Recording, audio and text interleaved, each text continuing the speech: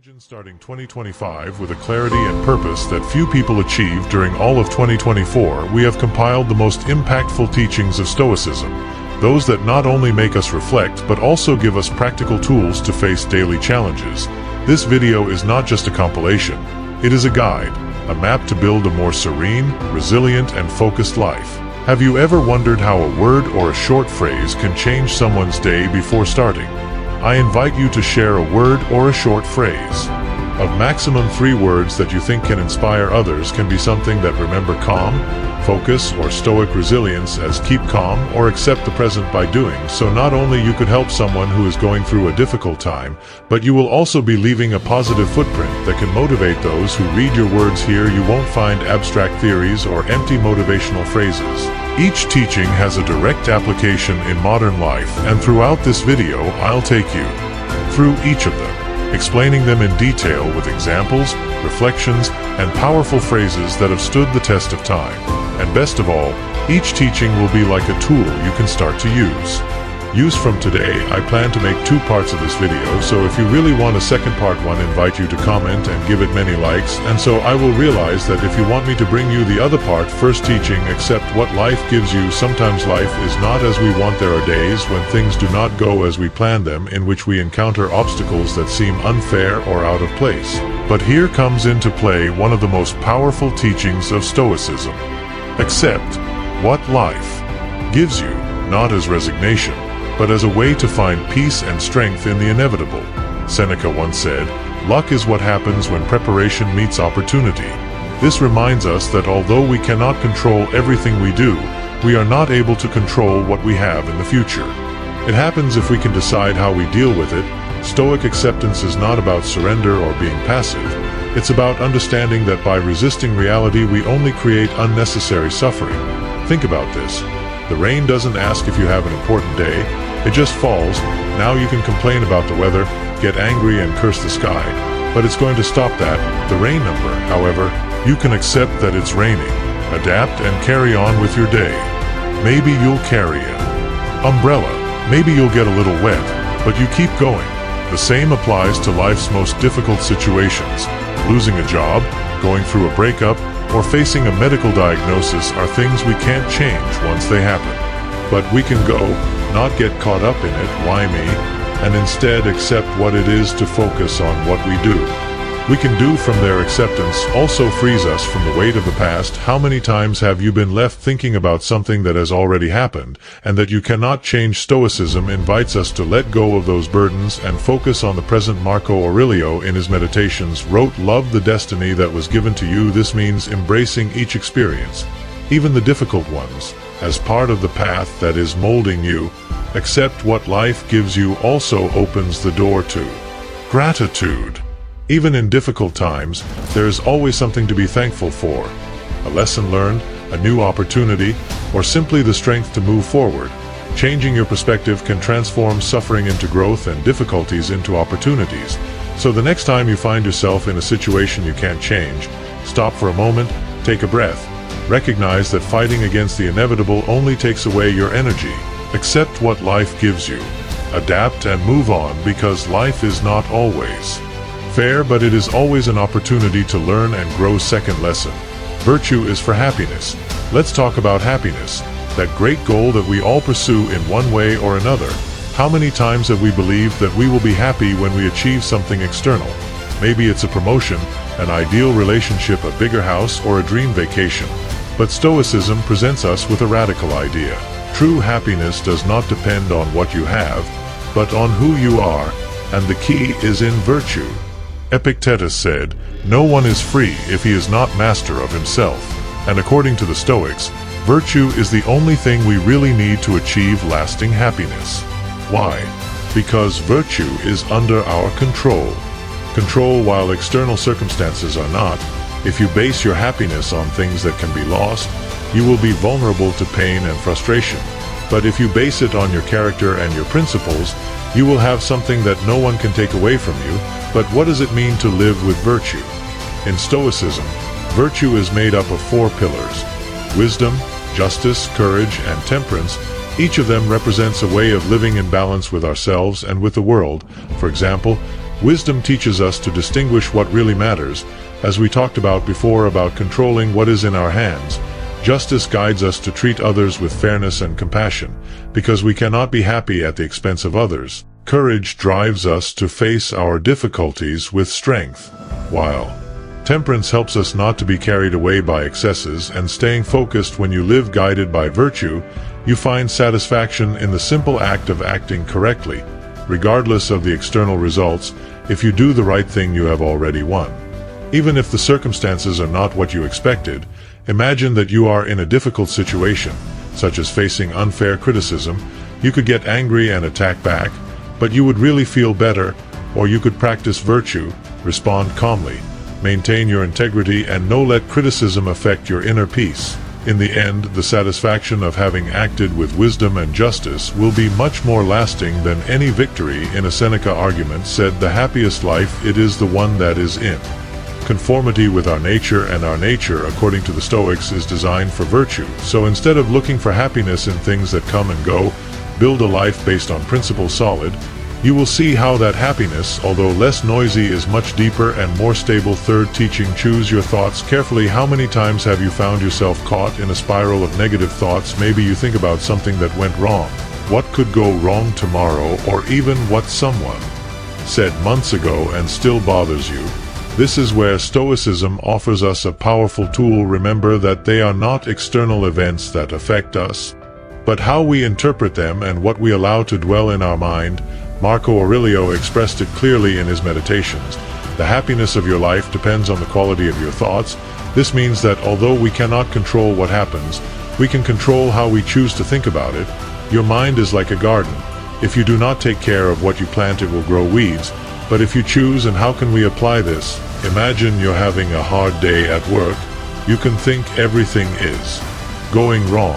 This is a mess, which will lead to more stress and frustration. Or you can choose another thought: today has been a challenge, but I can learn something from this, and moving on. It's not ignoring reality. It's reinterpreting it in a way that allows you to moving forward instead of getting stuck. The key here is mindfulness. Look at your thoughts as if they were clouds passing through the sky. Not everyone deserves to stay with you. Ask yourself, this thought is helping me or is it hurting me? If it is the second thing, let it go. You don't need to hold on to everything that crosses your mind. This teaching is also helpful. Our relationships: when someone says something hurtful to you, your mind can go into mode, why did he tell me that? What did I do wrong? But if you choose your thoughts carefully, you can see the situation from another angle. Maybe that person is having a bad day. This doesn't have to affect me. Change the narrative in your mind. Change how you feel and how you act. Epictetus also summed it up beautifully. It's not what happens to you, but how you react to it, that matters, and that reaction starts in your thoughts. If you fill your mind with constructive, positive, and reality-based ideas, you will see how it changes the way you face life. At the end of the day, we are the guardians of our mind, and as guardians we have the power to decide what we let in and what we let go. Do not underestimate the impact of your thoughts. They are the basis of your emotions, your actions, and ultimately your life. Everything you have ever realized how much time we spend stuck in the past or worried about the future? Maybe remembering something that didn't go as you expected, or imagining scenarios that could happen, but in reality maybe never occur. This is where Stoicism gives us a fundamental lesson. The only moment you really have is the present. Everything else is an illusion. Marcus Aurelius said it masterfully: don't let the future disturb you. You'll get there, if necessary, with the same weapons of reason that protect you against the present today. This reminder invites us to stop wasting energy on things that haven't happened yet or that we can no longer change, and instead focus on the only thing that is in our control right now. How this applies to life: think about those times you've been physically present but mentally absent. Maybe you're with your family but you're checking your phone and thinking about work, or you're at work but your mind is on what you'll do next. That disconnect robs you of the opportunity to fully enjoy what you have in front of you. Practicing Stoicism is constantly reminding yourself, I'm here now. This moment matters.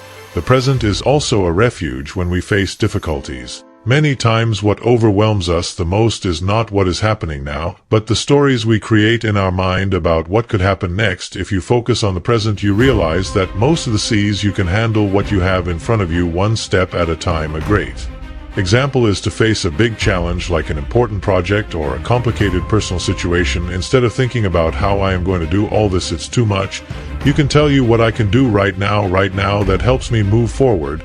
That perspective gives you clarity and takes the weight off everything else. Plus, living in the present connects us to gratitude. When you stop worrying about what you don't have or what could go wrong, you start to see everything you already have.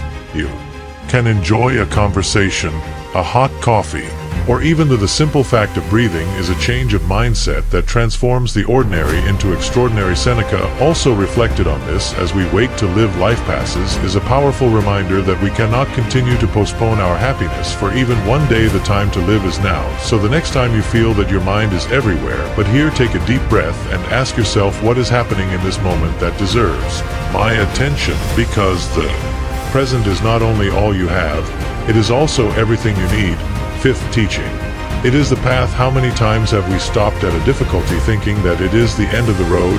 Stoicism, with its practical and direct approach, teaches us something completely different.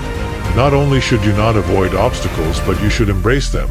Every challenge you encounter is an opportunity to grow, to strengthen yourself, and to demonstrate your true ability. In the words of Marcus Aurelius, the impediment to action advances, the action advances, what gets in the way becomes the path. Think about it. Difficulties are not something that simply happens to stop us, they are part of the process, even an essential part. Imagine that you are training for a marathon. What if you never face fatigue or muscle pain? You would never improve, you would never develop endurance. The same thing happens in life. Challenges are like that, training, molding yourself, pushing yourself to be stronger, wiser, and more resilient. But how we apply this first changes the way we see problems. Instead of thinking, why does this happen to me? It changes the question, why can I learn from this? For example, if you are facing a financial difficulty, perhaps that obstacle is teaching you to better manage your resources through being more creative or even value what you have.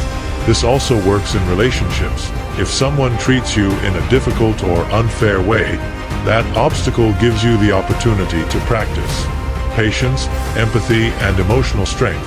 Each challenge is an invitation to improve in a specific aspect of your life. Epictetus said, adversity is an opportunity to discover who you really are. And this is something we can remember. Whenever something doesn't go as planned, instead of regretting it, think, this is exactly what I need to grow. It's a mindset shift that transforms problems into gifts in disguise. One of the best ways to apply this teaching is to see it as a mental exercise. When you're faced with an obstacle, stop for a moment and ask yourself, how I can turn this into something positive. Maybe you won't find the answer right away, but only by asking yourself that question, you change the focus from victim to protagonist. You stop feeling that the world is against you, and you begin to see that everything, even the most difficult, can work in your favor. This mentality does not mean that it is easy or that it does not hurt to face challenges. But it does mean that you do not waste pain. You turn it into something valuable, because at the end of the day, we are not defined by what happens to us, but by how we respond to it. So the next time you face an obstacle, remember these words: the obstacle is not in the way, the obstacle is the way. And keep going, because every step you take through the difficulty brings you closer to a better version of yourself. Sixth teaching. Your character is your destiny. You've stopped to think about what it is that really defines your life. It's not the circumstances, not luck, not even the people around you. What really defines your destiny is your character. This Stoic teaching is a powerful reminder that we are what we repeatedly do, and those actions mold who we are and where we get to. Heraclitus put it perfectly. A man's character is his destiny, which means that no matter what life puts in front of you, your character will be the factor. Decisive to overcome challenges or to sink into them, your character is what determines whether you face difficulties with courage or complaints, if you are fair to others or if you seek your benefit at the expense of others. But what does it mean to build a good character for the Stoics? This is about cultivating the virtues, wisdom, justice, courage, and temperance. Each of these virtues acts as a pillar that strengthens who you are regardless of what's going on around you. For example, when you choose to be honest instead of taking the easy way of lying, you're building your character. When you act patiently in a frustrating situation, you're strengthening your inner self. A practical way to apply this teaching is to constantly ask yourself, what kind of person I want to be. It's not about how others see you, but how you see yourself. Your actions every day, even the smallest ones, are what lead you to build that character. If you choose discipline instead of laziness, you are shaping your destiny. If you choose to act with integrity instead of looking for shortcuts, you are paving a solid path to the future. Character also has a profound impact on how you face difficult times. When you have a strong character, setbacks do not bring you down. They challenge you. If you fail in something is not defined by that failure, because your character reminds you that you have the ability to get up, learn, and move forward. That's why the Stoics emphasize so much on taking care of who you are inside rather than worrying about external appearances. Marcus Aurelius left us a very powerful reflection on this. Choose not to be harmed and you will not feel harmed. Do not feel that you have been wronged and you will not have been. This means that when your character is solid, you don't allow external circumstances to crumble you. Not because you're insensitive, but because you understand that true control is in how you decide to answer. Seventh teaching. Happiness is in acting, not in getting. Have you ever achieved something you wanted with all your might, only to find that the emotion disappears faster than you expected? That promotion, that ideal relationship, that achievement you thought you were would make you happy, suddenly it doesn't seem enough anymore. The Stoics understood this centuries ago, and they left us a key teaching. True happiness is not in the result, but in the process, in the very act of doing the right thing and striving for your values. Marcus Aurelius said it simply and directly: the reward of a good deed is to have done it. This phrase invites us to rethink how we measure our satisfaction in your life, instead of focusing on the end result. Stoicism encourages you to enjoy the journey, to value the effort you put into each task, and to find joy in acting virtuously. Think about this: when you're pursuing a goal like learning a new skill or working on an important project, what really fulfills you isn't the moment you get there, but all those small accomplishments along the way. Growth, learning, knowing that you are giving your best. That is the source of authentic happiness. The problem arises when our happiness depends on what we get. If we achieve it, the pleasure is fleeting. If we don't, we feel like failures. But when you focus on the act itself, on living according to your values, you discover that the result does not matter so much. The important thing is that you did what you did, right? That you gave your maximum effort and that you grew in the process. A practical example: imagine that you decide to help someone, whether it's a friend in distress or a stranger who supports. If you expect a thank you or a reward, your happiness will depend on whether you get it or not. But if you act simply because it's the right thing to do, because helping is aligned with your values, satisfaction comes from the action itself. No matter how the another person, Epictetus, reminds us, do the best you can in every situation and stop worrying about the rest. This approach not only frees us from the pressure of the outcome, but also allows us to enjoy every moment, every step of the way. When you live with this mindset, you realize that every day has its own reward, because every day gives you the opportunity to act with virtue, to learn something new, and to get closer to your ideals. Happiness, then, it's no longer something you pursue. It's something you experience constantly. So the next time you work on something important, ask yourself, I'm enjoying the process. I'm acting according to my values, because there in those actions is true happiness. Eighth teaching. Master your emotions before they dominate you. Has it ever happened to you that a strong emotion takes you away? To do or say something that you later regret, maybe an outburst of anger, a fear, or even an overreaction in a moment of stress. We've all been there, but Stoicism reminds us of something essential. Emotions are not the problem, but how we handle them, and here comes one of its most practical teachings. Don't let your emotions control you, learn to control them. Seneca left us a very powerful phrase. Anger, if it is not contained, is often more harmful than the injury that causes it. This shows us that uncontrolled emotions such as anger, fear, or even sadness can be like internal storms that push us towards hasty decisions. But the Stoics do not tell us to suppress our emotions. They invite us to understand them and manage them wisely. And how we can do it? It all starts with awareness. When you feel that an intense emotion is growing, stop for a moment and observe it. Ask yourself, why I'm feeling this? Is this emotion proportional to what's happening? How can I respond instead of reacting? This little space between feeling and acting is where your power lies. Imagine someone saying something hurtful to you. The immediate reaction could be to respond in kind, but what do you gain from that? Instead, if you take a moment to calm down, you can decide how to act in a way that doesn't compromise your inner peace. As Epictetus said, anyone can get angry, that's easy, but getting angry with the right person in the right measure, at the right time, with the right purpose and in the right way, that's not easy. To control your emotions, it also means not getting carried away by fear or anxiety. Many times these emotions are based on, not facts. When you feel fear, go back to the present moment and ask yourself, is this real or just a story that my mind is creating? Most of the time you will discover that it is the latter. In addition, managing your emotions does not mean repressing them. If you are sad, allow that emotion to exist, but do not let it consume you. Recognize it, understand it, and then decide how to move forward. This is part of what Marcus Aurelius taught us when he wrote, "If you are disturbed by something external, pain is not due to the thing itself, but to your, and this you have the power to revoke at any time. When you learn to master your emotions, you gain clarity, peace, and control over your life. You are no longer a ship adrift in a sea of emotions. You are the captain who decides where to steer your ship, even in the midst of the so. The next time a strong emotion knocks on your door, breathe, watch it, and decide how to respond, because at the end of the day, in the end, it's not about not feeling. It's about feeling wisely." Ninth teaching, choose your company. With wisdom, you have realized how the people around you can influence your life, your decisions, and even your mood. The Stoics teach us that the people with whom we share our time have a direct impact on our character and our way of facing life, so choose wisely. Who you spend your time with is not a luxury.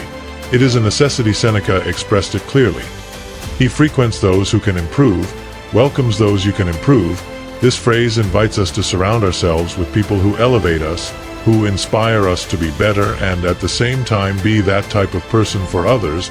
It is not about seeking perfection in those around us, but about finding a mutual relationship of growth and support. Now, this doesn't mean that you should cut ties with everyone who doesn't fit into this ideal, but you can limit the time you spend with people who constantly drag you into negative patterns.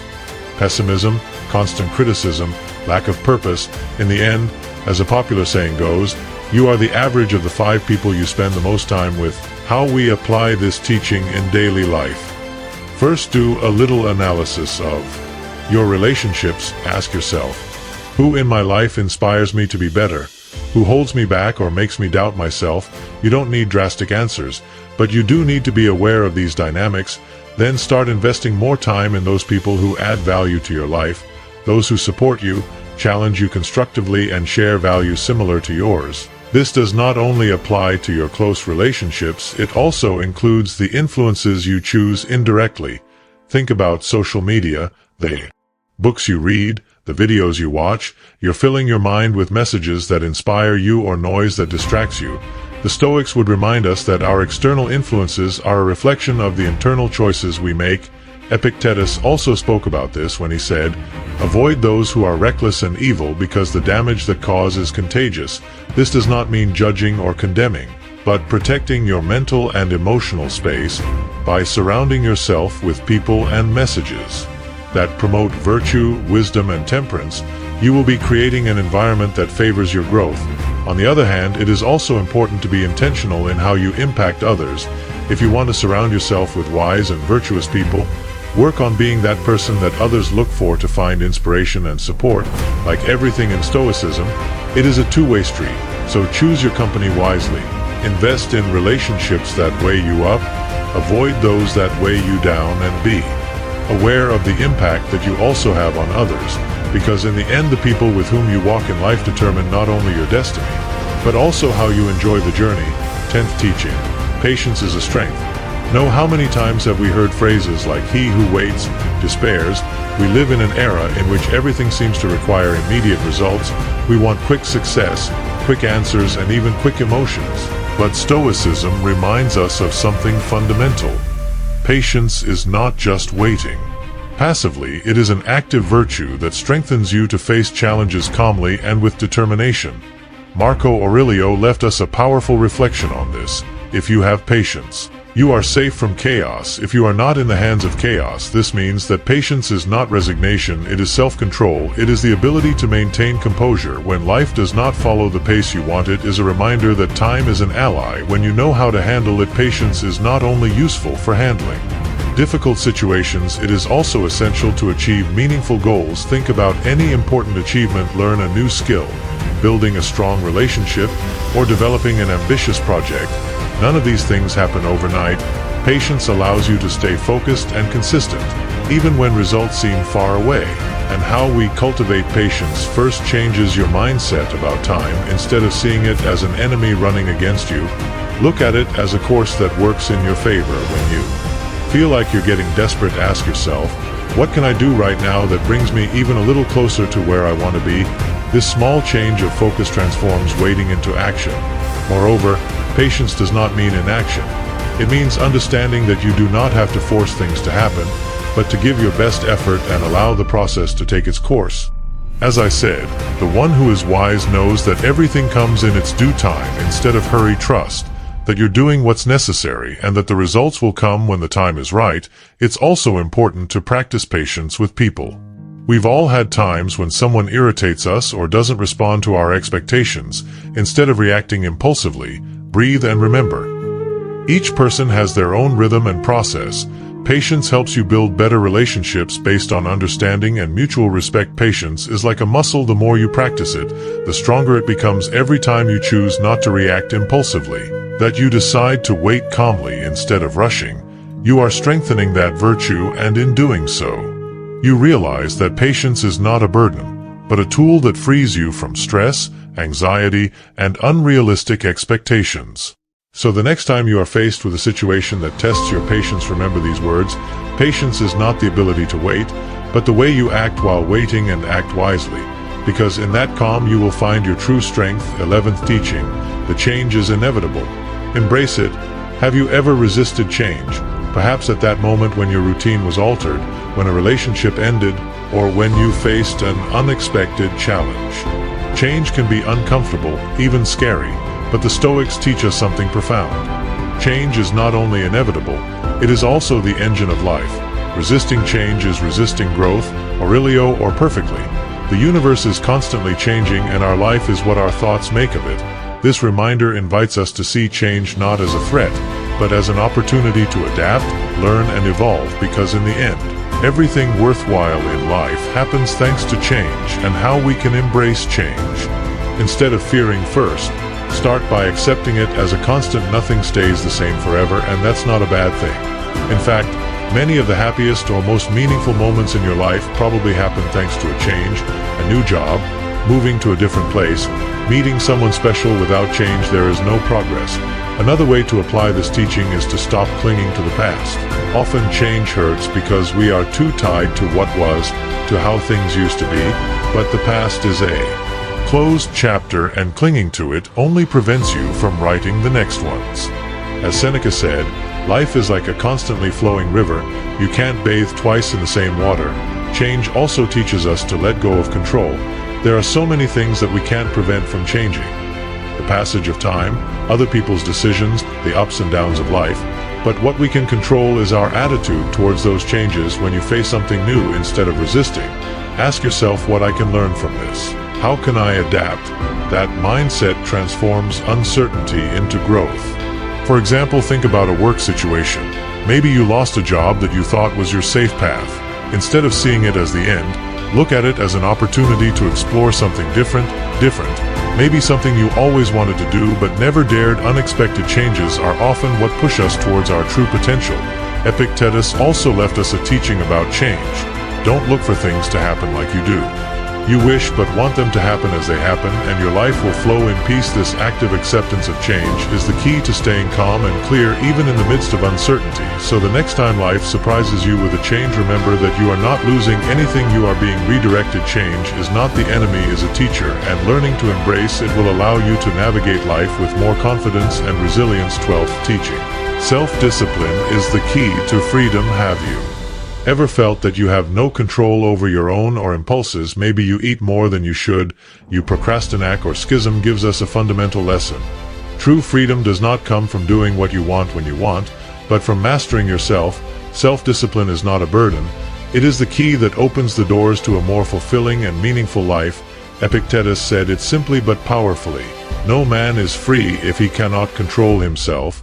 This reminds us that although we want to blame external circumstances, many times we are slaves to our own emotions, desires, and habits. Self-discipline is not about being perfect, but about being aware of your actions and choosing what is best for you in the long run. Even if it's not the easiest thing to do in the moment, let's think about an everyday example. You have a health goal like exercising regularly or eating better. Without self-discipline, you can find excuses to skip the gym or order fast food. But when you practice self-discipline, you consciously choose what you know will get you closer to your goal, even if you don't feel like it at the time. And here's the secret: every time you choose the difficult but correct path, you strengthen your ability to self-control. Self-discipline is also key in how we manage our emotions. When someone provokes you, the easy reaction is to respond with anger, but self-discipline gives you the power to stop, breathe, and decide how to respond calmly and wisely. As Marcus Aurelius said, "You have power over your mind, not over external events." Realize this and you will find the strength. Some might think that self-discipline sounds restrictive, as if you are limiting your freedom.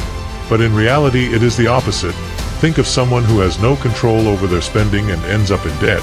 That lack of self-discipline makes them less free because they are now tied to their financial problems. On the other hand, someone who controls their finances has more options and more freedom to decide their future.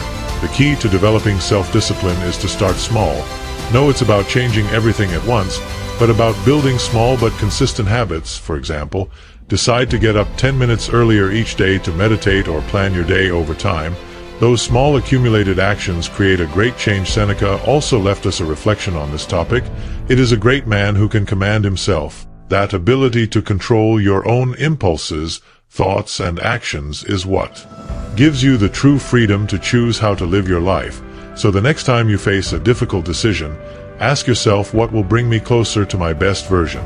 Because every choice you make with self-discipline not only strengthens your character, it also brings you closer to the life you really want.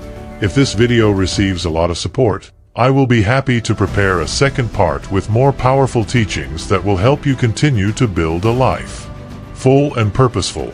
Your support makes all the difference. Thank you for being part of this Stoic community, and until the next video, don't forget to like the video, comment, subscribe to the channel, and activate the little bell so you don't miss any of our next videos.